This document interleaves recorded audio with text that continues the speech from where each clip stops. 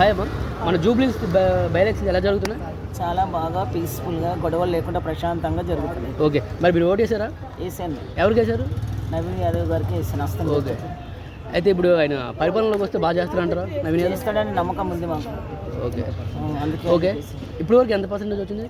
ఇప్పటి వరకు అయితే 45% వచ్చింది. ఎందుకు మరి అంత తక్కువ వచ్చింది?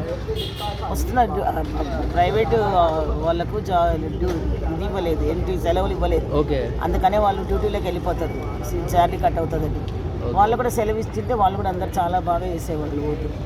ఓకే, అయితే ఇప్పుడు పబ్లిక్ అంతా ఏమంటారంటే ఈ 10 yearsలో ఎప్పుడు కూడా నవీన్ యాదవ్ అనే పర్సన్ ఎమ్మెల్యేగా లేరు, బట్ ఇప్పుడు ఆయన సడన్లీ ఎమ్మెల్యే టికెట్ వచ్చినా అంటే ఎమ్మెల్యే గెలిచినా బాగా చేస్తాడా చేయడానికి ఒక క్వశ్చన్ ఉంది. హెల్పింగ్ నేచర్ మనిషి, ఎడ్యుకేటెడ్, హెల్పింగ్ నేచరు చేస్తాడనే నమ్మకం ఉండి ఆయన గెలిపించాలనుకుంటున్నాం మేము.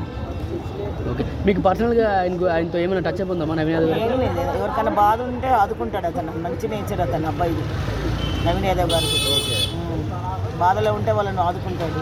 అది మీరు పర్సనల్గా నేను అడుగుతున్నప్పుడు గెలుస్తాడంటారా? గెలుస్తాడని 100% అతనే వస్తాడు, మాకు నమ్మకం ఉంది. ఓకే, మా ఫైనల్గా ఏం చెప్పాలనుకుంటున్నారు మీరు? ఫైనల్గా అంటే మల్లె పువ్వు తెలుపు, నవీన్ అన్న గెలుపు. బా